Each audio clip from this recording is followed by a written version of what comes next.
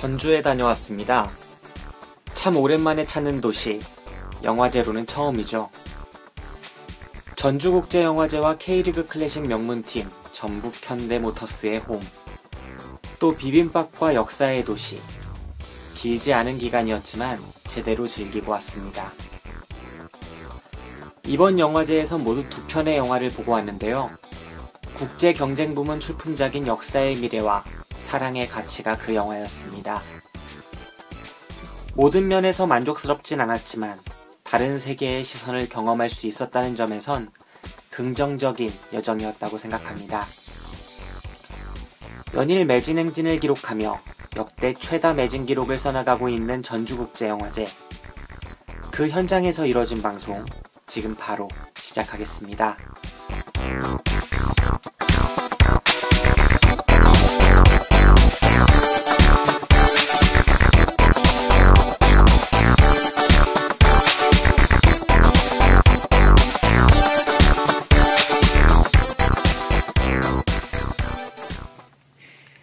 더 쉽게, 더 즐겁게, 그리고 더.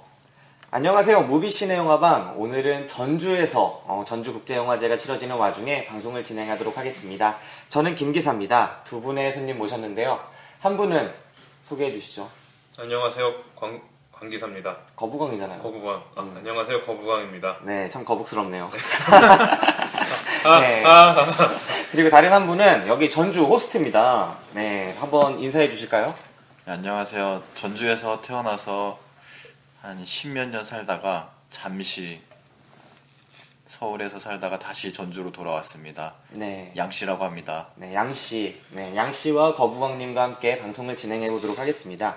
우리 양씨님은 전에 한번 무비신의 영화 상 방송 때 잠깐 멘트 해주셨잖아요. 네, 맞아요. 네, 기억하세요? 기억하고 있습니다. 네, 한번 잠깐 목소리가 나왔었는데 오늘 본격적으로 방송 함께 해보도록 하겠습니다. 먼저 전주에 저희가 처음 와가지고 여기 무슨 어느 모텔에 7층 최고 스위트룸에 우리 셋이서 이렇게 머물고 있는데, 남자 셋이서. 네, 남자 셋이서. 여자는 한 명도 없습니다. 네, 이렇게 머물고 있는데 오늘 되게 파란만장한 시간을 보냈어요. 어땠어요, 거부광님? 저요? 네, 전주 두 번째인데. 전주 두 번째죠? 두 번째인가요? 두 번째 아니에요? 저랑 온 적 있나요? 아니, 갔다는 소식은 들었어요. 예전에 네.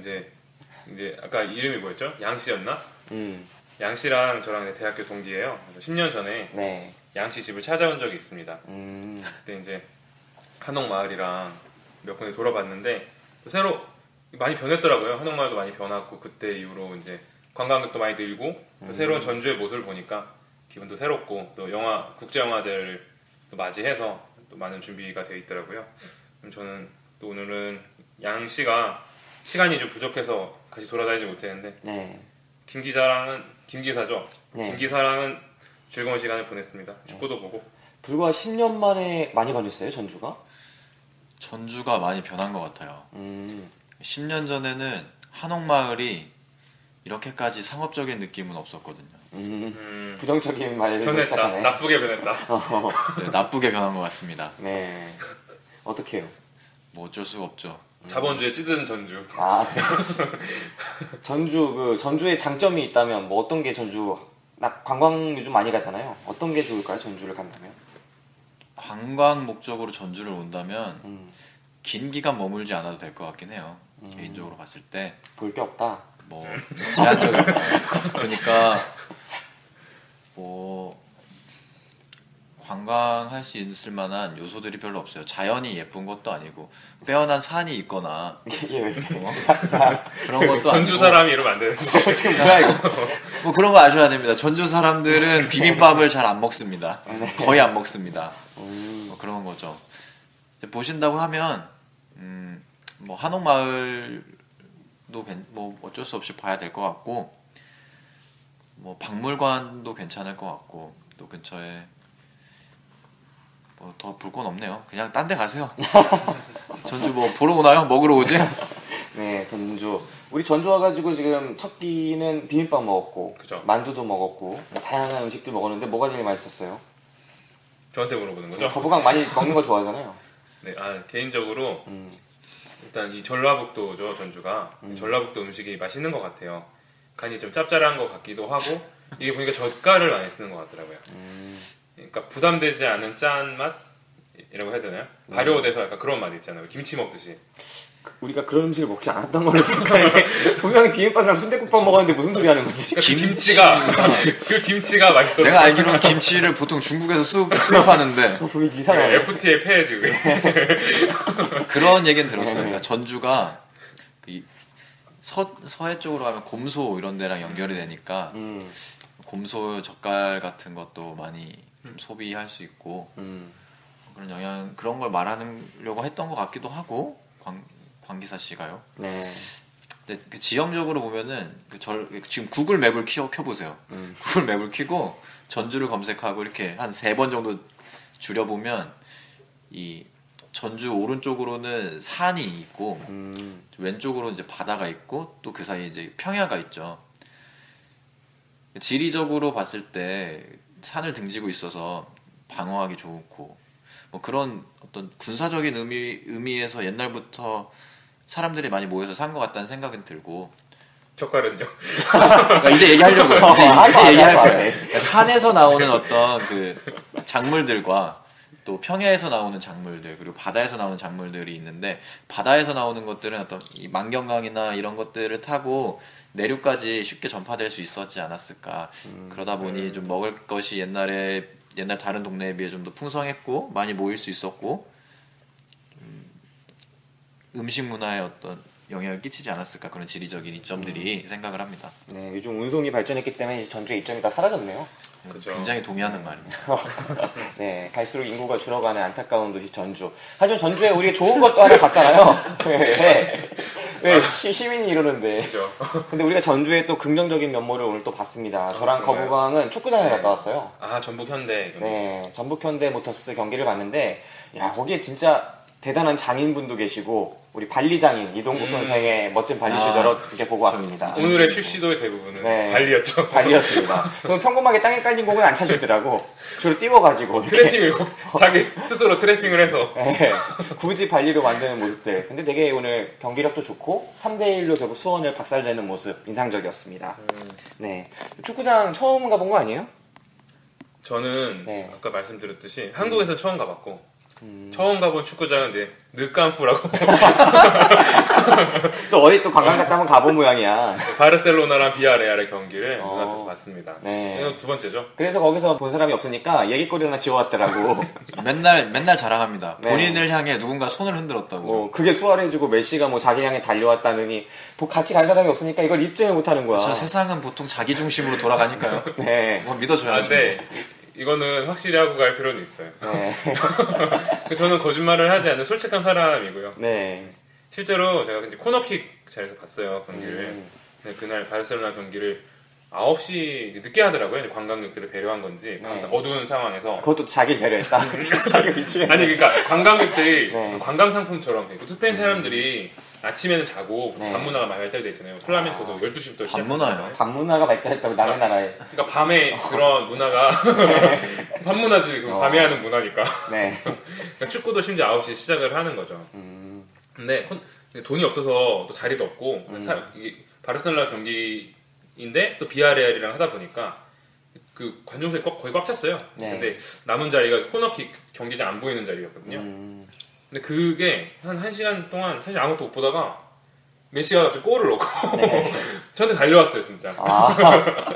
사실은 1시간 동안 아무것도 못 본 상황에서 그죠, 메시가 선수가- 달려오니까 본인의 기억에 굉장히 미화된 거 아닙니까? 아니요. 그러니까 물론 메시가 저를 향해 달려오진 않아요. 그러니까 저를 위해서 달려온 게 아니라 저를 향해 달려온 거죠.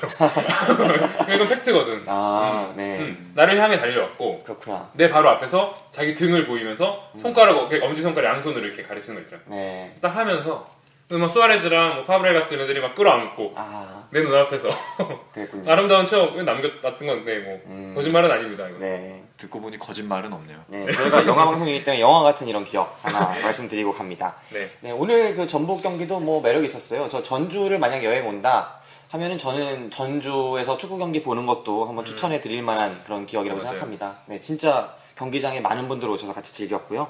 네. 그리고 오늘 또 전주국제영화제 빼놓을 수 없는 우리의 여행의 목적 전주국제영화제에서 정말 거대한 혼돈과 마주했는데 그 이야기 곧 말씀드리도록 하겠습니다. 그리고 오늘 그 운짱 역할 했잖아요. 운전을 운전했죠. 책임졌는데 네. 전주 이제 또 운전 특색이 있다면서요.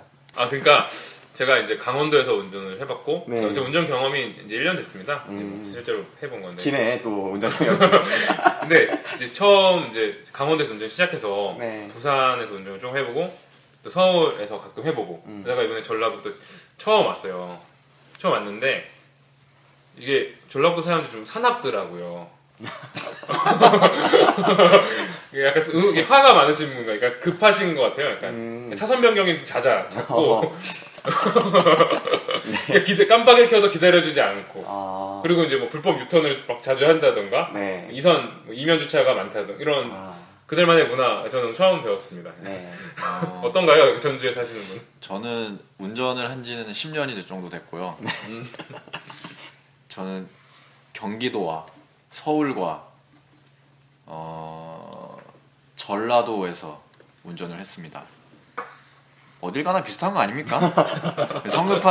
성급한 일반화가 아닌가 좀 생각이 듭니다. 그런가요? 네, 이게 어떤 편견에 휩싸인, 편견에 쌓인 본인의 사실은 또 어떻게 보면 본인의 미숙한 운전 실력을 이런 식으로 포장하는 것이 아닌가 좀 생각이 듭니다. 정말 지역별로 이런 운전 습관의 차이가 있다, 뭐 이렇게 생각하시는 특색이 있다 생각하시는 분들은 뭐 댓글로 이야기 나눠 주셔도 좋을 것 같습니다. 저는 압니다. 저를 지지하는 사람이 많다는 거. 아 그래요? 그걸 또 어디서 알아요? 압니다. 네, 알겠습니다. 본인이 댓글을 단다는 얘기가 있었어요. 아 그래요? 여러 가지 아이디로. 네, 알겠습니다. 자, 그럼 오늘 본격적인 영화 이야기 앞서서 일단 광고 먼저 듣고 오시겠습니다. 엄마의 아들 수동, 쉼없이 공부에만 올인하는 외골수.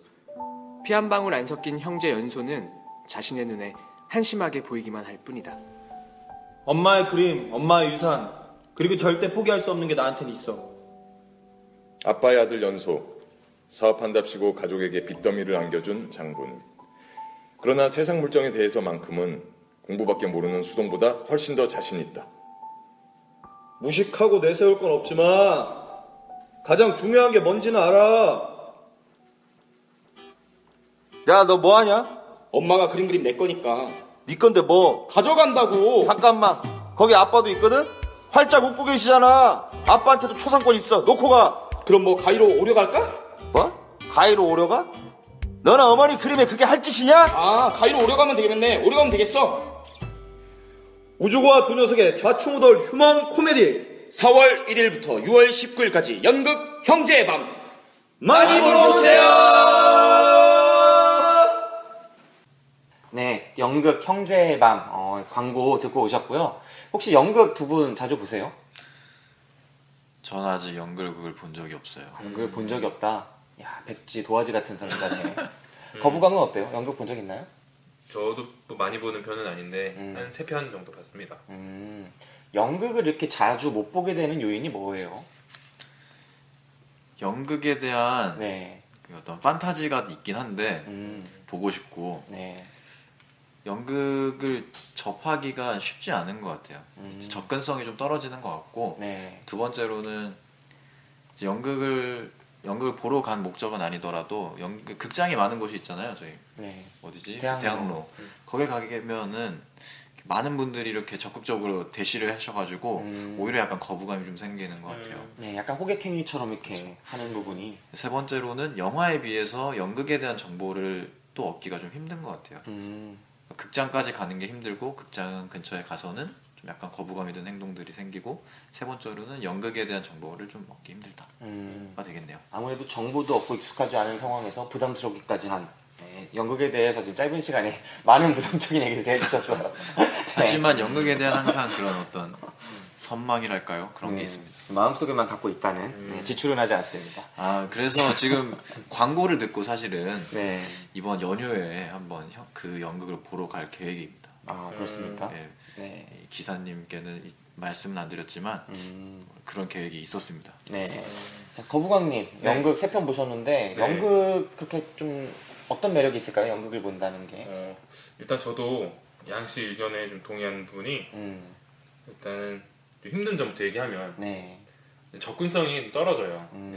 특히 지방 사는 사람들은 그러니까 연극을 하는 사람들이 어느 정도 이제 수준이 돼야 되는데 네. 그런 수준 있는 사람들이 이제 대학로에 몰려 있잖아요. 수준이라는 단어 나왔네요. 네, 이거 굉장히 위험하죠?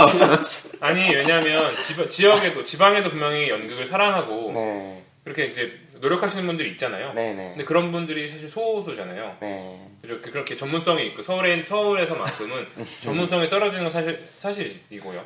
네. 이거 수준과 좀 사실이라는 단어가 네. 묘하게 결합이 되네요. 아닌가요? 이거를 인정 안 그대로 하나요? 내보내도 되는 건가요? 이거? 저 좀 놀랍긴 한데 네. 이걸 한 문장으로 요약한다 치면은 네. 수준이 떨어지는 게 사실 이렇게 돼요. 인정해 너네들. 아 근데 인정하지 않나요 이거?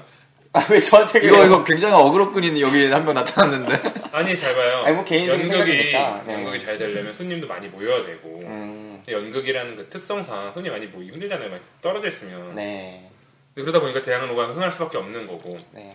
앞에 잠깐 이제 네. 부연 설명을 해드리자면 우리 거부강님은 네. 그 운전 경력이 1년 되셨고 여기서 반나절 전주에서 반나절 운전하셨는데 전라 남북도의 운전 습관을 싸잡아 비판하신 분이었는데 그리고 지금 연극은 세편 연극 세편 봤어요. 연극 세편 보고 네, 연극은 수준이 떨어지는 게 사실이라는 이것도 얘기해줘야 되겠다. 연극은 강남에서 한 편 보고 대학로에서 한 편 보고 지방에서 춘천에서 봤는데 아 지금 대단한 친구야 지금 들어보니까 제가 춘천에서 본 것도 어린 연극이라 네. 네, 그랬습니다. 근데 아. 일단 그런 좀 사실 접근성이 떨어지는 부분이 있고요. 그러면은 그 수준이 떨어진다라는 건 철회하시는 겁니까? 아, 철회는 못합니다. 아, 예. 네 알겠습니다. 알겠습니다. 집안이 있으신 분이야. 네 맞아요. 네. 뭐 괜찮습니다. 네. 저희 연극인 분들이 많이 듣진 않으실 테니까. 네. 아니 연극인분들이 좀 더 발전을 하시겠죠. 이 얘기를 듣고 저에게 비난을 하고 네, 알겠습니다. 아, 네. 어쨌든 이렇게 저희 연극 아 좋은 점을 얘기하지. 연극에 좋은 점 네, 있어? 연극에 대한 좋은 점을 말씀드리려고 했는데 아, 있었으면 네, 얘기하세요. 네, 필요한 것 같아요. 네. 세 편을 봤는데 네네. 이거 하나는 영화라던가 TV랑 다른 부분이 있었어요. 이게 뭐냐면 관객들이 참여할 수 있다는 거. 그러니까 아직 한편 나랑 같이 봤구나. 응 그죠. 그쵸. 염재규 씨. 아, 그때 난 들어가서 참여했거든. 연극을 안 본 건 아니구나. 대형 했던 걸 봤던 것 같네. 아, 네네. 예전 학교에서 했던 거 본 것 같네요. 진짜 연극 나도 가면은 이제 관객이 참여하는 참여형 연극들도 있고, 참여형 연극이 아니더라도 바로 앞에서 생동감 넘치는 그죠. 연기를 한다는 게 약간 감동이 되기도 해요. 네. 저랑 거부광이 생각해보니까 같이 연극을 보면서 되게 기분 네. 좋은 관람이 됐었잖아요. 그죠. 근데 이렇게 디스를 하나요? 아, 근데 얘 되게 강하게 디스한다, 생각해보니까. 아니, 디스가 아니라 다 좋아요. 지방에서 연극 보는 것도 좋고 네네. 그런 문화 융성한 것도 되게 좋죠. 네. 하지만 수준 차이가 있다는 거를 얘기한 거죠. 융성 나왔어. 본심이 아니야, 이거는. 융성이라는 단어를 진짜 거대한 단어 나오네요. 융성. 없는 말 지어내려면 이렇게 하거든. 거의 청문회 수준이야. 융성, 진짜. 네, 너랑 만나는 게 되게 긴데 융성이라는 단어 처음 들어보는 것 같다. 저도 당황한 거죠. 네. 아무튼 그렇습니다. 우리 형제본 같은 연극도 빨리 융성했으면 하는 바람을 갖고 있고요. 이제 본격적으로 저희 영화 이야기 다뤄보도록 하겠습니다. 오늘 다룰 영화 역사의 미래입니다. 연극의 미래는 융성해야죠. 네, 예고편 듣고 오시겠습니다.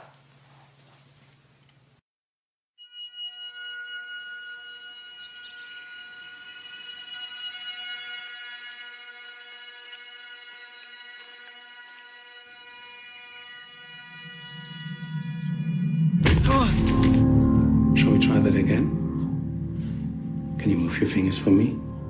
Just the right hand. What would you do if you woke up and you couldn't remember who you were? And when did it happen? Do you remember how long ago? And this is when we went on holiday to Spain. Remember? No, I don't remember. Remember? If you could hold on to just one memory, what would that memory be?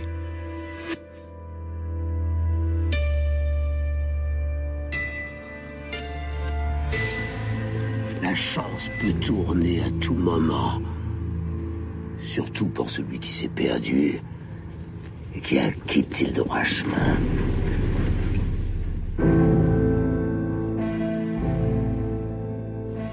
What life would you choose to live if you could live any life you wanted?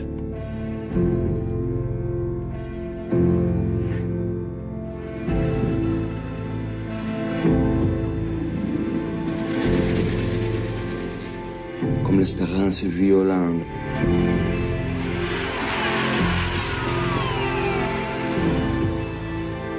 Alors, et moi?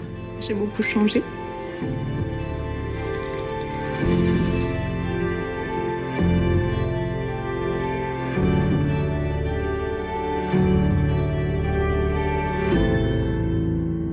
The future is a tale told by an idiot.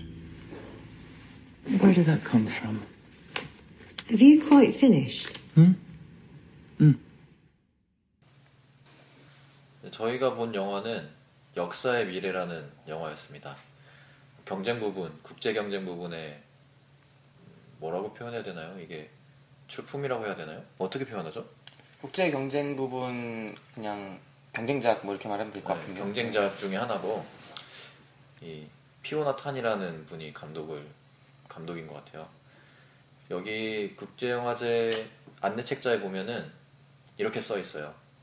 강도를 당한 후 기억을 잃은 남자는 잃어버린 과거와 새로운 자신을 찾아 여행을 떠난다.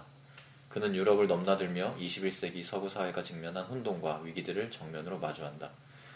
이걸 보고 어떤 걸 느끼셨는지 모르겠지만 너무 무슨 말인지 모르겠더라고요.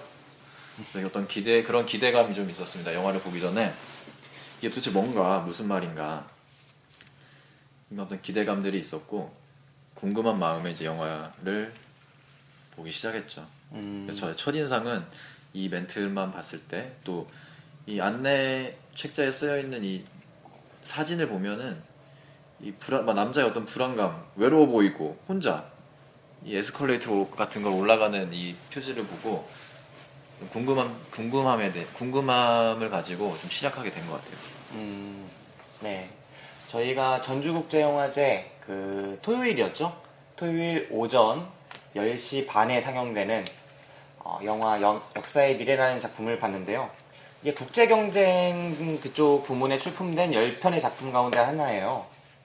그래서 저는 개인적으로 여기 와서 영화를 한 두세 편 볼 수 있는데 그 중에 이왕이면 경쟁작, 그러니까 최고의 작품으로 선정될 수 있는 영화를 봤으면 좋겠다라고 해서 그 중에 시간이 맞는 걸 선택을 했습니다. 그리고 결과적으로 말씀드리면 이건 좀 힘들겠다 그런 느낌을 가지면서 나왔어요. 아무래도 국제 경쟁작 뭐 이럴 정도 되면은 경쟁 부문에 출품된 작품 정도 되면은 아무래도 이 영화제를 기획하시는 분들이 영화를 좀 살펴본 다음에 선정한 영화거든요. 이 전체 여러 가지 부문 가운데서 그래도 가장 작품성이 괜찮다, 좀 볼만한 영화다라고 생각하는 작품들이 보통은 이 경쟁 부문에 출품되게 마련인데, 그러면 보통 영화가 끝나고 나서 관객들이 박수를 친다거나 적어도 막 그런 반응들이 있어야 되는데 이 영화는 되게 애매했죠. 박수를 안 치긴 뭐하고 누군가 치긴 했는데 따라치는 사람 별로 없는 약간 애매한 분위기에서 영화가 끝났어요. 네. 그래서 저 개인적으로도 영화 설명 그대로 이 영화 속에서는 그 주인공이 유럽의 혼돈을 마주했다 뭐 이렇게 나오는데 저도 약간 카오스를 마주했습니다. 영화가 끝나고 뭐지 이거? 뭘 본 거지? 이런 느낌을 좀 마주했어요. 어떠셨어요, 두 분은? 네, 뭐 양씨님께서. 저는 영화가 끝나고 나서 김리사님께 그런 얘기를 했습니다. 피곤하다. 영화를 보고 든 느낌과 그 전날 잠을 좀 늦게 자가지고 있었던 육체적인 피로가 좀 겹쳤어요. 어쨌든 피곤하다는 느낌을 지울 수가 없었습니다. 영화를 보고 나서. 영화가 크게 세 가지 어떤 장면들로 이렇게 계속 교차되는 구성을 취했던 것 같더라고요. 남자 주인공이 나오는 장면이 있고, 무언가 계속 붕괴되고 건물을 해체하는 듯한 광경들이 있었고, 또 실제 유럽 사람들을 인터뷰하는 인터뷰 장면. 크게 보면 이 세 장면이 계속 교차적으로 편집되고 이렇게 그런 구성을 취했던 것 같은데, 그 사이에 연관성을 찾아가는 작업들을 계속 수행해야 했던 것 같거든요. 저는 보면서 그 남자 주인공이 이끌어가는 그 내러티브와 그 어떤 이미지로 계속 보여주는 장면들과 그 인터뷰 사이에서 연관성, 어떤 의미, 비슷한 의미 혹은 또 맥락들을 좀 파악하기 위해서 계속 생각하다 보니까 가끔 영화의 장면들을 놓치는 순간들이 발생을 했거든요. 그런 면에서 피곤함이 왔지 않았나 생각이 들어요. 네. 거부강님은 어떠셨어요, 이 영화? 저는 일단은 저도 영화를 보면서 이게 좀 그렇잖아요. 이게 단순 재미만을 위한 영화는 아니고 무슨 의미를 부여한 게 아닐까. 근데 의미를 찾을 수가 없겠더라고요. 그러니까 왜냐면 그러니까 제 생각은 그래요. 리뷰를 봐도 그러니까 유럽 사회의 어떤 혼돈을 얘기한다고 했는데 그러니까 공감을 할 수 없는 부분이 있는 것 같아요. 그러니까 제가 그 영상을 봤을 때 유럽에서 어떤 일이 있었는지 알면 혼돈 그런 아픔을 제가 공유하면서 뭐 두려움도 느끼고 그래서 어떻게 뭐 그 사람이 어떻게 느끼고 발전하는지를 좀 느낄 텐데 이거는 중간에 나오는 영상들이 내가 모르는 내용들이 나오다 보니까 이해할 수가 없는 거예요. 저는 그래서 오히려 그냥 그 주인공이 그러니까 주인공이 직면한 상황만 계속 이제 해석할 수밖에 없는 게 되더라고요. 그래서 제 나름대로 그냥 생각을 해보자면 이제 거기 나와 있는 사람들이 그냥 우리라고 생각을 해봤어요. 삶의 의미를 찾아가는 게 아닐까. 그냥 왜냐면 역사의 미래잖아요. 네. 역사의 미래가 이제 그 사람이 계속 필기하는 것 중에 yesterday가 있고 tomorrow가 있고 이제 today는 없었는데 오늘 아니면 미래가 될 수 있지 않을까. 또 역사이기 때문에 그러니까 또 과거가 될 수 있는 거예요. 그러니까 그런 것들, 그러니까 의미를 좀 부여하는 게 아닐까. 어떻게 자기 삶의 의미를 부여하고 어떻게 살아가는지 사람이 그냥 그걸 얘기하는 게 아닐까. 혼돈 속에서. 네, 자기가 의미를 부여하고 살아가기 위한. 네, 만약에 그러니까 중간 중간마다 주인공이 이제 어려워하는 부분들이 있었어요. 그러니까 근데 그게 사실 인터뷰 내용이랑 많이 연결돼 있었거든요. 네. 그죠? 인터뷰가 사실 나눠져 있던 이유도 그 부분을 집어내는 것 같은데 그 중간에 나오는 그 유럽에서 발생한 혼돈을 도저히 이해할 방법이 없어서 연결을 못 시키고 그런 게 아니었을까. 삶에 대한 의미, 뭐 그런 거 살아갈 의미 같은 걸 자꾸 부여한 게 아니었을까요? 네. 저는 이 영화 처음부터 이 영화 그냥 쭉 따라가는 영화가 아니라 생각하게 만드는 영화구나라는 걸 첫 장면부터 생각하게 만들더라고요. 일단 한 사람이 극장에서 졸고 있어요. 근데 사람들이 몇 명이 들어오는데 뒤로 걸어와요. 그 장면이 나간 걸 거꾸로 돌린 건지 아니면 직접 뒤로 걷게 한 건지 되게 궁금하더라고요. 네, 그게 되게 헷갈릴 정도로 이렇게 뒤로 걸어오는 모습이 딱 나오죠. 그래갖고 자리에 앉죠. 옷을 벗거나 옷을 입는 장면을 뒤로 돌린 걸 수도 있고. 어쨌든 계속 뒤로 이렇게 되는 장면들이 나와서 누군가 앉아요. 그리고 앉아서 뭔가 영상을 보는 남자는 계속 졸고 있고 자고 있죠. 그 장면부터 이거는 우리한테 그 상황이 벌어지는 것 자체를 그냥 보고 가라는 영화가 아니라 이게 왜 이런 걸 넣는지를 맞춰봐라, 알아봐라 라는 영화인 거를 강하게 나타내는 장면이었죠. 그리고 이어지는 장면들이 앞과 뒤에, 그러니까 첫 번째 장면과 두 번째 장면, 세 번째 장면들이 그냥 자연스럽게 내러티브 상으로 이어지는 것들이 아니에요. 끊어져요, 툭툭. 그래서 우리는 이 장면이 왜 나온 거지? 이 장면은 어디에 맞는 순서지? 뭐지 이거 도대체? 왜 이런 사건이 벌어지지? 이거를 끊임없이 생각을 해야 하는 그런 영화고요. 어느 순간 재미의 강도보다 이렇게 끊어지고 우리가 해석해야 되는 노동의 강도가 더 필요하기 때문에 어느 순간 졸게 됩니다. 저 같은 경우에는 아주 오늘 아침 상쾌한 기분으로 저희가 전날에 저는 세종시에서 봤어요. 세종시에서 이제 아침에 딱 7시에 모닝콜을 듣고 딱 일어나서 우리 거부광님이 갈아주시는, 친절하게 갈아주는 몸에 좋은 그 모닝주스를 먹고 기분 좋게 와갖고 아침에 또 이제 우리 양씨 오랜만에 만나서 이제 수다 좀 떨다가 들어가는데 그때까지 피로감이 전혀 없었거든요. 이보다 상쾌할 수가 없었는데 영화를 본 지 10분 만에 급격한 피로감과 함께 눈꺼풀이 무너지더라고요. 그렇게 영화를 봤어요. 그래서 제가 굳이 이 영화에서 의미를 찾아보자 라고 한다면 아까 그 양씨님께서 계속 말씀해주신 반복되는 장면들, 여기 어떤 붕괴의 이미지 혹은 폭력의 이미지, 그리고 막 흔들리는 선박의 이미지가 나오잖아요. 그리고 그 선박 중에 하나의 중간에 선박에 침몰한 선박이 이름이 보일 때가 있어요. 콩코르디아고 나오죠. 세월호 참사 이후에 좀 유명해졌던 침몰한 이탈리아 유람선, 그게 잠깐 나오고요. 그러니까 이 영화 속에서 보여지는 건 어떤 폭력과 붕괴와 침몰 뭐 이런 것들을 계속 이 메시지만을 계속 보여주고 있다는 거예요. 영화 속에서. 이걸 왜 보여줄까라고 한번 의문을 첫 번째로 가졌어요. 그리고 두 번째 의문은 영화의 제목이 역사의 미래잖아요. 이게 딱 안 잡혀요. 안 잡혀서 한참 생각을 해보면서 역사의 미래, 생각해보니까 역사랑 미래라는 단어가 함께 들어가는 유명한 문장이 있더라고요. 우리나라에도 유명하죠. 단재 신채호 선생이 한번 인용해서 역사를 잊은 민족엔 미래가 없다 이런 말이 있잖아요. 그래서 이게 역사를 잊은 민족엔 미래가 없다라고 한번 생각을 또 해봤더니 주인공이 기억상실이 걸렸더라고요. 주인공이 기억상실을 하니까 진짜 미래가 안 보여. 답이 없는 인생을 살아가고 있어.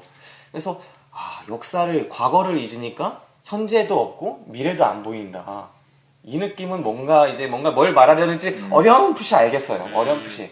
뭔가 유럽은 혼돈이고 붕괴하고 막 무너지고 표류하고 뭐 이러는데 그곳에서 살아가는 인물은 과거를 잊은 상황에서 오늘이 없죠. 과거가 없으니까 오늘의 삶이 완전히 붕괴되는 모습이 보여지면서 그렇다면 이거는 그런 얘기를 하고 싶은 거겠구나. 지금의 한국이 약간 그런 상황들 있잖아요. 역사를 국정교과서 논란도 있었고 뭐 일본과 관계된 문제도 있었고 이런 메시지가 또 세월호 참사도 있었으니까 콩코르디아랑 좀 연결될 수 있는 이런 얘기를 하는 걸 수도 있겠구나라고 많이 양보해서 이해를 할 수 있지 않을까 하는 생각을 해봤습니다. 네. 어떠셨어요? 좀 어려웠습니다. 일단은 처음에 말했던 대로 그 해석하는 작업들이 좀 지루하달까요? 힘들었달까? 처음에 많이 졸았습니다. 정말 많이 졸았고 어느 순간 딱 깨서 이제 보기 시작했는데 아까 김 기사님이 계속 툭툭 끊어진다는 얘기를 했잖아요. 네. 저는 거기에 대한 의문이 생겼어요. 그러니까 에피소드마다 같은 남자가 등장하는데 과연 이 사람은 동일인으로 우리가 봐야 되는 것인가? 그냥 기억을 잃은 어떤 공통점을 가지고 있는 어떤 공통점만 가지고 있는 한 캐릭터이지 이게 어떤 시간 순서대로 이 사건들이 연결되는 서로가 어떤 동일한 인물이 겪은 사건이 아닐 수도 있겠구나라는 생각이 좀 들었거든요. 그리고 어떤 아까 뭐 좋은 표현들을 해줬는데 결국 과거와 현재는 미래에 대한 전제잖아요. 그 전제가 성립하지 않은 상태에서 미래를 얘기할 수 없는 거고 뭐 그런 의미였던 것 같기도 하고 뭐 어느 정도 좀 동의하는 부분이 있습니다. 제가 이제 좀 마지막에 좀 그나마 이런 식으로 해석할 수 있지 않을까라고 생각했던 부분은 주인공의 어떤 성격이랄까 캐릭터랄까 그게 계속 변화해요. 어떤 면에서는 어떤 부분에서는 굉장히 폭력적이고 어떤 장면에서는 또 그 자신의 기억상실과 자아를 잃어버린 듯한 모습을 극복하기 위해서 적극적인 모습을 또 보여주기도 하고요. 또 어떤 면에서는 그냥 그걸 수용하고 뭐 존재감을 잃은 어떤 방랑하고 불황자 같은 모습을 보여주기도 하죠. 그런 걸 보면서 그 어떤 수용하는 태도들을 볼 때 과연 자아라는 것, 그러니까 기억을 통해서 우리는 우리라는 자기가 자기라는 확신을 갖게 되는 것 같은데 어떤 인도 여자를 만나죠. 인도 여자를 만났을 때 인도 여자인지는 어떻게 알아요? 인도 여자가 아닌가? 피부색만 그거 미안합니다. 내가 굉장히 그래 보이지 않았어요? 인도 여자라는 생각이 깜짝 놀랐네. 미안합니다. 제가 너무 성급하게 일반화시키고 그룹화시켰네요. 네, 우리가 흔히 인도 여자한테 생각하는 그 피부색을 가진. 그러면은 좀 정정하고 같이 영화인가 연극을 보고 나오는 어떤 한 여자한테 말을 걸고 그렇게 인연을 좀 시작하는 장면이 있었어요. 네. 거기에 대해서는 본인의 어떤 자아나 캐릭터를 주장하지 않고 나는 아무것도 나에 대해서 말한 게 없어. 이름도 말하지 않았어. 이렇게 봤을 때 어떤 나라는 존재가 사실은 나 스스로 발견하지 않고 외부에서 주어지는 어떤 이미지, 외부에서 주어지는 것들에 대해서 결정될 수도 있겠구나 좀 생각을 하게 되고 또 재밌게 봤던 캐릭터 2개가 더 있는데 하나는 복권을 팔던 아저씨가 있었고 또 하나는 이제 택시를 운전하는 택시기사 아저씨가 있었어요. 그 택시기사 아저씨가 그 장면이 좀 더 기억에 남는데 택시기사 아저씨는 이 사람의 이름을 스노우라고 오해하고 계속 데리고 가죠. 스노우. 근데 이 사람은 자기가 스노우가 아니라고 얘기를 하지만 그게 무슨 상관이냐고 얘기를 하죠. 그러니까 제가 주목했던 장면들만 취합해서 추려가지고 보게 되면 결국 자아라는 것은 본인이 가지고 있었던 기억에 결정되는 게 아니라 타인이 나에게 부여해주는 것일 수도 있겠구나. 그렇다면 역사의 미래는 사실은 우리는 아까 제가 처음에 얘기했던 나의 과거와 현재가 전제되어야 미래가 만들어져야 된다고 생각을 했었는데 그 전제되는 사실들이 나한테 기인하는 게 아니라 외부에서 오는 것이어도 상관은 없을 수 있겠구나 라는 생각에 좀 결론에 도달했고 물론 그 주인공은 그 상황을 견뎌내지 못하고 주변 사람들도 이 사람을 견뎌내지 못하고 헤어지게 되긴 하죠. 끝에 가서 이제 좀 제가 내린 어떤 그 결론이 흔들리긴 하지만 이런 식으로도 좀 볼 수 있지 않을까 좀 생각을 했습니다. 네. 거부감님은 어땠어요? 저는 이제 저는 김 기사의 말씀을 듣고 맞는 말 같고, 근데 저는 일단 제가 다 이해는 못했지만 일단 그런 생각을 해봤어요. 영화를 봤을 때 일단은 그 영화 그 영화 이제 초반 보면 그 주인공이 폭행을 당하잖아요. 네네. 폭행을 당하면서 이제 기억상실증에 걸리게 되고, 네. 과거에 자신이 어떤지, 그러니까 자신의 이름조차 지금 까먹은 상태잖아요. 네네. 그러니까 자기가 기억해내는 게 상상인지도 모르고 사실인지도 모르는 상황이 와요.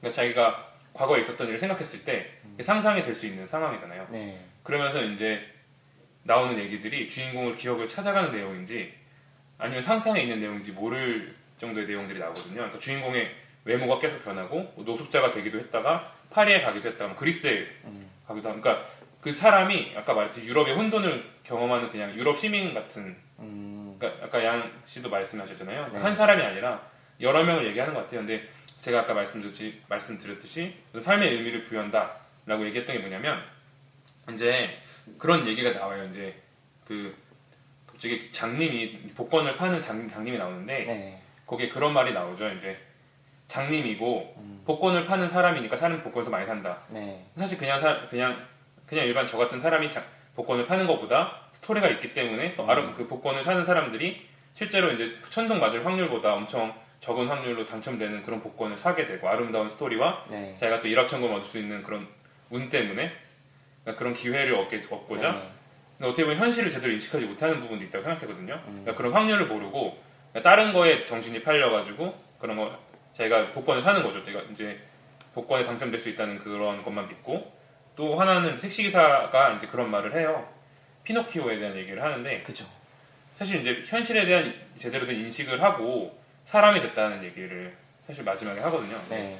그런 것처럼 그 중간 인터뷰도 이제 현실에 대한 두려움, 그러니까 그런 두려움, 미래에 대한 두려움, 과거에 대한 두려움 때문에 그러니까 제대로 인식을 하지 못하는 것들을 표현했던 게 아닐까. 그래서 마지막에는 그런 걸 인정을 하면서 앞으로 나가야 된다 이렇게 얘기했던 게 아닐까 해서 저는 이렇게 그렇게 생각을 해봤습니다. 영화 끝이 어떻게 나죠? 영화 결말 기억하세요? 영화관 결말이 거기에 딱 멈추면서 끝나나요? 그 택시에서 내리면서? 아니, 영화관에서 나오죠. 영화관에서 나오면서? 그죠. 잠시만요. 네. 생각해 봅시다. 저는 이 영화에 명확한 그게 없어요. 이 영화를 보면서 명확하게 남는 그 인상이 없네. 마지막에 오히려 불황자 얘기가 나오지 않았어요? 불황자요? 그러니까 그 스노우 씨가 왔을 때는 양복을 입고 있다가 네. 마지막에는 나시티랑 쪼리를 신고, 그러니까 플립플랍을 신고 가다가 네.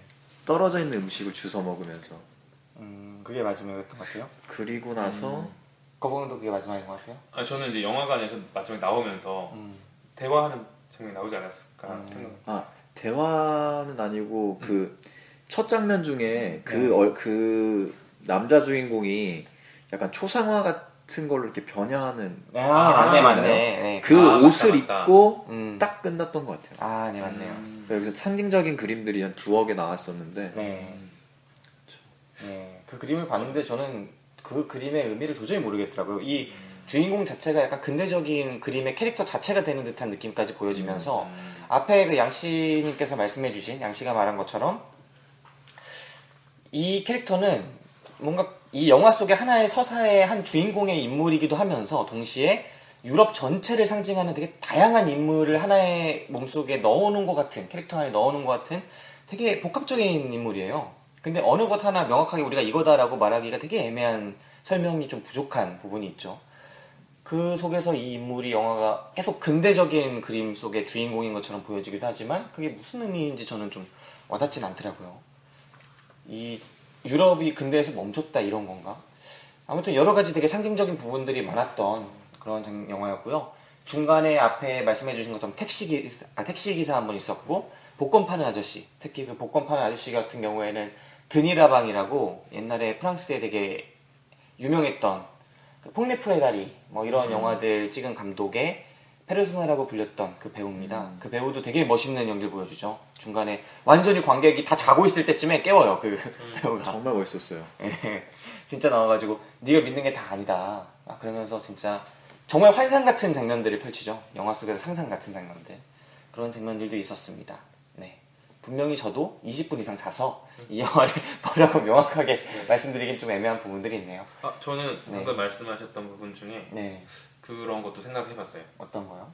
그러니까 주인공이 그러니까 과거를, 그러니까 역사를 잃은 민족의 미래가 없다라는 말을 하잖아요. 근데 주인공이 현실을 이제 부정하는, 그러니까 어떻게 보면 현실을 그러니까 자기가 생각하지 못하는 게 아니라 스스로 부정하는 것이 아니었을까라는 생각도 해봤거든요. 왜냐하면 그 중간에 자기 자신과 이제 만나는 것 같은 장면이 나오더라고요. 왜냐하면 술집에서 분명히 저는 똑같은 배우라고 생각했는데 또 주인공이 나오는 거예요. 아, 그렇게 볼 수도 있겠네요. 네. 근데 그 와이프가 바람을 피고, 그러니까 자기가 그러니까 자기 잘못으로 바람 핀 것도 있지만 그 와이프가 더 좋은 남자를 만나서 바람을 피고, 그러니까 그런 현실들을, 그러니까 자기에게 찾아온 어떤 그런 혼돈들을 부정하고 싶어서 인식하고 싶지 않아서 기억을 이제 잃어버린 것처럼 그런 어떻게 보면 그래서 미래가 없는 것처럼 느껴지는. 첫 장면에서는 분명히 남자 주인공이 막고 있었는데 그리고 나서 이 소방전에서 물이 흐르는 장면이 나오고 그리고 나서는 후반에 가서는 피해자와 가해자가 바뀐 주인공이 이제 때리고 있는 장면으로 좀 전환이 되죠. 네, 이게 진짜 이 한 명의 캐릭터가 여러 가지 유럽 사회의 여러 가지 캐릭터를 상징하는 것 같아요. 근데 그 중에 어느 하나에서도 이것이 희망이다라고 할 만한 그런 캐릭터의 모습을 보여주진 못하고, 예를 들면 아까 그 나와 대면하는 장면도 되게 인상적이거든요. 처음에 술집에서 만났는데 그 사람이 이제 계속 신사한테 같은 얘기를 하죠. 마누라가 바람났다. 근데 그 사람은 술도 안 마시고 건실한 직장 다니는 것 같고 이런 얘기를 하다가 사실은 근데 그거 다 개소리다. 걔가 막 시적인 얘기를 뭐 한다. 뭐 이렇게 말을 하는데 걔는 랭보도 읽어봤을까? 보들레를 읽어봤을까? 안 읽어봤다. 그리고 아폴리네를 읽어봤나? 안 읽어봤다 하면서 자기는 읽어봤다는 식으로 아폴리네의 미라보다리라는 시를 암송을 해요. 그러면서 그게 약간 미라보다리 아래 뭐 강물이 세차게 흐르는데 뭐 종은 또 울리고 바람아 불어라 막 이러면서 결국은 마지막에 그 시에 그 구절을 인용하거든요. 그 희망이라는 왜 이리 격렬한가. 네, 그 대목을 얘기를 하면서 되게 강한 이미지를 줘요. 근데 결국은 이 사람은 술에 취해가지고 그냥 비틀비틀거리면서 제대로 일어나지 못하는데 주인공은 그냥 일어나서 나와버리죠. 근데 이 인물이 계속 주인공을 따라오려고 하다가 비틀거리면서 넘어지니까 주인공이 자신이 맞던 과거를 회상하면서 이 사람을 막 패기 시작해요. 그러니까 진짜 이게 그 사람하고 이 사람이 뭔가 둘 다 내러티브에 이어진 캐릭터들이 아니기 때문에 상징적인 인물처럼 보이고 그 사람도 과거의 이 사람이랑 비슷해 보이고 이 사람 같기도 하고 이 사람이 그 사람을 때리는 과정에서 아 진짜 뭔가 답 없는 유럽의 여러 가지 분상들 순간적으로 뭐 백수도 나오고 노숙자도 나오다가 또 한 명은 그런 얘기가 나오죠. 초반에 자신의 집을 찾아가는 사람이 나와요. 집을 찾아가는데 집은 이사 갔어요. 그러니까 저는 이 캐릭터가 되게 유의미하다고 봤는데 유일하게 자기가 기억을 잃고 그냥 무작정 떠난 캐릭터들 사이에서 유일하게 자신의 과거를 찾아가서 대면하는 캐릭터로 나오거든요. 근데 자기가 용기를 내서 과거로 다가가는데 없죠. 과거에 자신의 보금자리가 되어졌던 가족들은 떠나고 없어요. 그리고 중간에 자신이 거의 반노숙자처럼 어느 집에 들어가서 잤는데 그 집에 주인이 찾아오죠. 그러니까 자기가 뻘쭘하게 그냥 나가야 돼요. 그 사람들이 자기를 어떻게 해주거나 받아주지 않아요. 그러니까 계속 이런 무너져가는 연대도 끊어지고 돌아갈 곳도 없고 자신의 현재도 모르겠고 이런 모습들이 영화 속에서 지속적으로 반복된다는 점만큼은 되게 확실한 것 같다는 생각을 해봅니다. 네. 혹시 또 기억에 남으시는 장면들이 있나요, 양씨님? 주무셔가지고 저 좀 잤죠. 잤는데 일어났을 때 봤던 장면 없어요? 아, 그 장면. 그 장면은 더 그냥 얘기하고 싶지 않아요. 아, 영화에 진짜 끔찍한 장면 하나 나와요. 아, 정말 그 앞에서 비명 나왔던 것 같은데 할머니가 할머니 할아버지인지 기억이 안 나는데 감탄사인지 비명인지 모를. 아, 감탄사일 수도 있겠구나. 라고 했던 것 같아요. 아, 저도 진짜 좀 근데 크게 불쾌하진 않은데 좀 충격적이긴 했어요. 굳이 그거를 왜 보여줬을까? 그런 생각도 하게 되더라고요. 근데 한편으로 왜 여자 주인공은 벗기지 않았을까? 저도 그 생각 많이 했어요. 남자는 그렇게까지 하면서 이게 약간 성적인 불평등이 있지 않나. 아, 또 한편으로는 그렇죠. 성적인 불평등이기도 하지만 네, 아무튼 그런 충격적인 장면인데 추천하고 싶지 않은 장면이 하나 있었어요. 혹시 의미를 부여한 게 아닐까요? 어떤 의미가 있었을까요? 그럼 찾아볼까요 지금? 그거 찾고 싶지 않아요. 상상하고 싶지 않아. 그런 장면도 있었어요. 이 사람이 계속 불안하고 또 안정감을 주는 장치들이 하나도 없는 캐릭터니까 캐릭터다 보니까 뭐 그런 캐릭터인 것 같아요. 네. 이 사람 아주 영화 전체로 봤을 때 저는 그 반복되는 그림들이 있었잖아요. 네.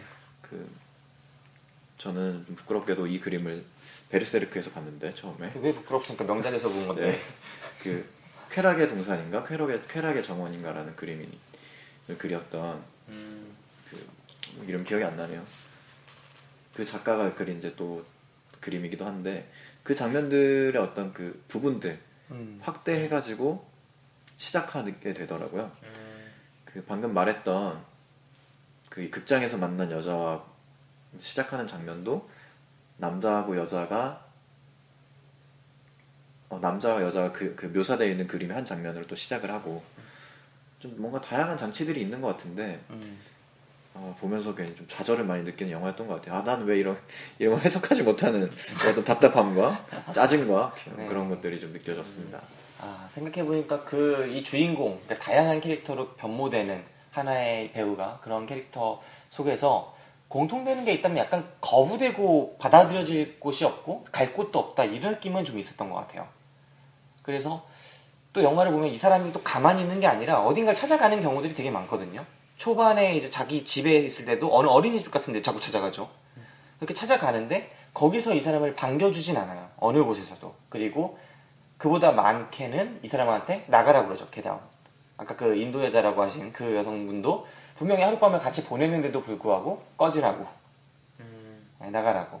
근데 알지 못하는 그런 데서 오는 그런 것들도 나오죠. 이미 미리 먼저 알고 있던 안정적인 그런 사이가 아니니까 나가라는 뭐 그런 것도 있었고. 아무튼 되게 복잡한 영화였어요. 어떤 의미를 부여해드리는 게 지금 좀 어렵다라고 느껴질 만큼 좀 근거가 희박한. 근데 그게 꼭 제 탓만이라고 하고 싶진 않네요. 네. 감독님 탓도 있지 않나. 그건 어떻게 보셨어요? 어떤 거요? 그 컨테이너 박스에 들어가는 장면이 나오잖아요. 그러니까 박스마다 여러 사람들이 있고. 그런 장면이 있었어요? 네, 그런 장면이 있었어요. 네. 난 기억이 전혀 안 나네. 잤나봐요 저 그때. 그러니까 어떤 사람은 그 컨테이너 박스를 전부 책으로 채운 서재처럼 꾸민 사람이 있었어요. 나 기억난다. 그 컨테이너 박스였어. 네. 그냥 방이 아니라 창고인데 인터뷰할 때잖아요. 네, 그죠. 인터뷰가 아니죠. 아니에요? 네. 인터뷰가 아니라 인터뷰가 아니고 또 어떤 캐릭터는 또 특이하게 꾸며가지고 이상하네. 누가 책 읽고 있었고 한 명은 그리고 한 명 인형 만지고 있었어요. 맞아요. 어떤 아줌마는. 그게 그럼 컨테이너 박스였어요? 네, 하나씩 그러니까 차지하고 있는. 모델하우스 같은. 네. 처음에 주인공이 들어가잖아요. 네네. 이 영화에서 지속적인 연대감을 느낄 수 있는 장면은 거의 없습니다. 그리고 이 장면이 또 그러면 저는 그렇게도 볼 수 있을 것 같은데 이 장면이 꽉 막혀 있잖아요. 저는 그거를 영화 속에 저는 약간 인터뷰 장면이라고 생각했던 게 이 영화의 내러티브 속에 그런 게 아니라 완전히 동떨어진 그냥 무작정 삽입된 어느 유럽인의 인터뷰라고 생각했던 게 진짜 이게 인터뷰처럼 보니까 꽉 막힌 사각의 완벽한 구도 속에서 딱 답답하게 찍어요. 어디 통로가 하나 보이는 게 아니라 어느 밀폐된 공간이고 그 밀폐된 공간에서 한 명의 인물이 뭔가를 하고 있는데 그 인물의 주변은 이 사람이 하고 있는 것과 관계된 물건으로 가득 차 있어요. 처음에 어떤 사람이 인형을 만지고 있는데 주변에 인형으로 가득하죠. 어떤 여자가. 그냥 두 번째는 어떤 남자가 책을 읽고 있는데 주변에 책으로 가득해요. 그리고 세 번째 주인공이 나왔던 것 같은데 술. 네, 술 같은 거. 근데 그게 인터뷰가 아니에요. 술과 책 이쪽에 있었잖아요. 네. 그리고 그 장면이 아까 말했던 그 남의 집에 들어가는 장면이 네네. 연결이 되더라고요. 그죠. 그래갖고 주인공들이 들어와서 집주인들이 들어와서 나가게 되는 그 장면도 약간 좀 단절적인 느낌을 받았어요. 의미라기보단 이 사람하고 저 사람하고 전혀 얘기가 안 될 것 같은 인형이랑 책이랑 또 그게 아니라 그런 내용이 있었어요. 사실 영화가 너무 많이 내용이 복잡하다 보니까 그 컨테이너 박스 나오기 전에 그 꿈에 대해서 얘기했어요. 꿈을 제대로 이룬 사람이 없다. 네. 하지만 좋아하는 것들에 대해서 얘기가 나왔던 것 같아요. 네. 그렇습니까? 네, 그러니까 그러면서 연결됐던 부분 같은데 저도 그 의미를 좀 확실하게 해석하진 못해서. 네, 저도 전혀 모르겠네요. 네, 양신님도 전혀 모르시겠죠? 저 그 콩코르디아, 네, 왜? 그 원래 뜻이 좋은 뜻 아니에요? 좋은 뜻? 그 와인 이름 아니에요? 그러니까 콩코드 원래 뭐지 이게 알고 말씀하신 거 아니에요? 화합, 평화 뭐 이런. 아, 그런 뜻이에요? 원래 라틴어로. 더 상징적이네 그러면. 그러니까 그래서 그 좀 그렇게 좀 생각을 좀 하고 있었어요. 딴짓을 한 게 아닙니다. 화합의 침몰.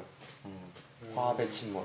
되게 상징적인 부분이 있네요. 이 영화가 계속 단절을 보여주고 있다 보니까 그 화합을 뜻하는 콩코르디아호가 침몰해 있었던 것. 그 한국어 쓰면 얼마나 편했을게요. 그 영화. 조합. 화합, 호. 말이 어려워요. 침몰. 아니 잘 우리가 영화를 봤을 때 네네. 이 유럽의 사건들 또 해석 하나 우리가 못하니까 영화를 해석할 수가 없는. 네. 우리가 혼돈에 빠진. 네, 진짜. 근데 이게 어떤 의미에서 되게 주제를 있는 그대로 잘 형식적으로도 표현하고 있었던 거죠. 혼돈을 말하고 있는 영화가 우리를 혼돈을 느끼게 했고, 그 다음에 단절을 말하고 있는 영화가 우리와 영화 사이에 단절을 느끼게 했고. 심지어 우리들 사이에서도 미묘한 단절을 만들어내고 있습니다. 네, 그렇습니다. 또 우리가 그 극장 갔을 때 이 전주국제영화제 예매하기가 너무 힘들다 보니까 셋이서 다 떨어져서 봤어요. 맞아요. 시작부터 단절과 혼돈 속에서 본 영화였죠. 굉장히 영화적이네요. 오늘 하루가. 진짜 운명적이었어요. 네, 아무튼 그런 영화였습니다. 콩코르디아호의 침몰. 그리고 그 속에서 그 장면을 암시하는 게 거기에 이제 배에서 차들이 이렇게 고정되어 있다가 배가 막 왔다 갔다 하니까 차들이 막 이쪽 저쪽으로 가는 모습이 있어요. 이거는 진짜 차가 왔다 갔다 하는 게 그 배였군요. 네네. 그걸 보는 순간 이거 약간 우리나라에는 되게 와닿는 게 크잖아요. 배가 침몰해 있고 그리고 이게 평형수를 제대로 넣나 하는 생각도 되게 하고 좀 그런 생각도 하게 되는 그런 부분도 있지 않았나 생각을 해봅니다. 네. 자, 그럼 이 영화 추천 비추천 시간으로 가보도록 하겠습니다. 아무래도 이게 전주국제영화제 상영작이고 아무래도 최근 이제 멀티플렉스 극장 여러분들이 가실 수 있는 극장에는 어벤져스를 밀어낼 수 있는 어벤져스가 아니죠. 캡틴 아메리카 그 11월을 밀어낼 수 있는 작품이 전혀 아니에요. 단 한 관조차도. 그러다 보니까 여러분들이 보시기가 매우 힘들 거예요. 그래서 우리 그냥 이쯤에서 영화 이야기를 마치고 추천 비추천으로 가보도록 하겠습니다. 먼저 거북왕님 이 영화 어떻게 보셨어요? 저는 이 영화 좀 졸렸어요. 저도 졸리고 왜냐면 그 공감이 안 되니까 일단 추천 혼돈할 수밖에 없고 하면 그래서 비추천하겠습니다. 졸렸고 혼돈했고 비추천이요? 네, 영화를 사실 이렇게 세 명 얘기하는데도 그 누가 이 영화에 대해서 제대로 얘기하지 못하는데 누가 공감을 보고 좋은 영화라고 얘기할 수 있겠어요? 저는 비추천하겠습니다. 네. 개봉도 안 할 것 같고. 네, 오늘 하루 거부감은 아주 세네요. 네, 그렇습니다. 자, 이제 양씨님은 이거 어떻게 보셨나요? 영화의 어떤 가치랄까요? 그런 게 공감에만 있는 건 아니니까 저는 어떤 다양한 퍼즐들이 많이 있었던 영화인 것 같고 그걸 자기 나름대로 꿰어보고 조립해보는 어떤 재미라면 재미고 의미라면 의미가 있는 영화였던 것 같아요. 추천까지는 아니더라도 보고 싶으신 분들은 봐도 되지 않을까 싶어요. 보말 주시고 네. 저는 이 영화 비추하겠습니다. 네, 이 영화 비추하고요. 역사를 잊은 민족의 미래는 없다라고 하는데 재미를 잃은 영화는 역시 관객을 잃지 않을까 그런 생각을 해봅니다. 이 영화 너무 재미가 없어서 저도 웬만하면 영화 볼 때 안 자려고 진짜 노력하거든요. 진짜 최선을 다하는데 오늘 그 최선이 실패한 날이었어요. 간만에 최선이 실패했고 좀 충격적이었던 보기 싫은 장면도 나오고 좀 다양한 그 장면 때문이라도 봐야 되는 거 아닙니까? 저 여자도 아닌데 그걸 왜 봅니까? 여자라도 불쾌할 것 같은 장면. 약간 네, 너무 일반한 거 아닙니까? 여자는 너무 싸매고 있었어. 저는 그게 그러니까 난 그 장면도 좀 그렇게 느껴지더라고요. 남자랑 여자랑 하룻밤을 보냈는데 남자는 그러고 있는데 여자는 완전히 풀 세팅을 하고 있지 않았어요?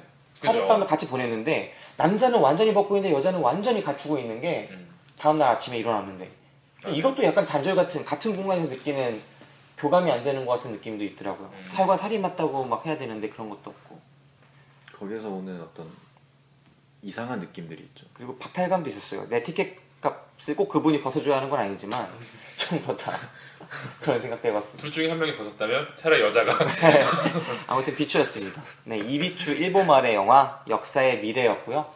결국 우리는 역사의 미래, 마지막으로 이 역사의 미래 무슨 뜻일까요? 왜 제목 역사의 미래라고 했을까? 저는 아까 말했듯이 오늘 내일을 의미하는 게 아닐까. 오늘 내일? 네. 역사는 과거고 과거의 미래는 오늘아니면 내일이다. 네, 오늘을 제대로 살자. 지금 자신을 잘 인식하고. 이 영화가 오늘 내일 한다 그런 뜻이었습니다. 네. 그냥 오늘 내일 하는 영화. 양씨님은 어떠셨어요? 역사의 미래 어떤 제목일까요? 사실 뭐 제목을 막 크게 신경 쓰면서 보진 않아가지고 대충 지었다. 근데 대충 지었다고 생각하지 않고 그러니까 혼란합니다. 혼란해. 그 2만 만에 나오는 혼란해요. 혼란합니다. 네, 그리고 혼란합니다. 네. 굳이 뭐 보자면 역사의 미래는 뭐 결국 뭐 거부광님과 비슷한 느낌인 것 같긴 한데 현재 아닙니까 현재. 네, 역사의 미래. 네, 현재를 보여준 영화였고 유럽에 현재가 없다는 걸 보여준 영화. 네, 역사의 미래에 대한 이야기 오늘 여기서 마치도록 하겠습니다. 지금까지 이야기 나눠준 저희 양씨님. 근데 본인은 왜 얘기 안 하세요? 저 안 했어요. 역사의 미래? 네. 현재 같다고요, 저도. 묻어가려고요. 슬쩍 묻어가겠습니다. 네, 현재 같고 현재가 없다는 걸 보여준, 현재는 혼란스럽고 혼돈스럽다는 걸 보여준 영화. 거부광님, 양씨님 출연해주셔서 감사합니다. 지금까지 저는 김기사였습니다. 들어주신 여러분 감사합니다. 행복하세요.